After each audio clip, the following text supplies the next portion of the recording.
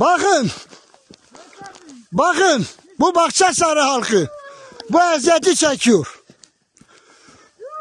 Naci Orhan bak. Naci Orhan bak bir gram kar var mı? Gülşen Orhan. Yıllardır bu halk seni seçti. Seni elini uzattı.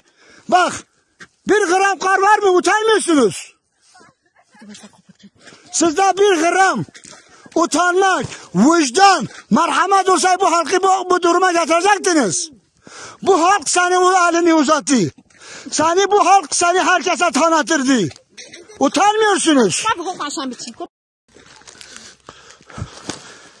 Değerli Bahçesarayı, bakın Naci Orhan'ın, Gülşen Orhan'ın, kaymakamın işine bakın. Bak, kar yoktur bile karla yolu kapatıyorlar. Yazık değil mi bu insanlara? Ayıp değil mi bu insanlara? Utanmıyorsunuz. Naci Orhan, utanmıyorsun. Gülşen Orhan, utanmıyorsun bu işe. Bak dağlarda bir gram kar yok. Utanmıyorsun bu işe. Seni yüzü kısaltmıyor mu? Utanmıyorsun kaymakam, vali, Tayyip Erdoğan, utanmıyorsun bu yolu bile bırakmışsınız.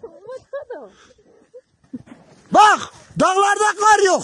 Karı getirmişler yolu üstüne doldurmuşlar. Biz çocuklarımızı böyle getiriyoruz. Utanmıyorsun. Çok özür dilerim. Müge Korya özür dilerim. Gülşen Orhan.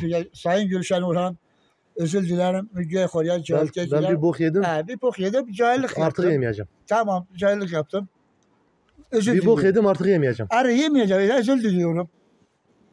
O paylaşmış karımsın. Kerem oturup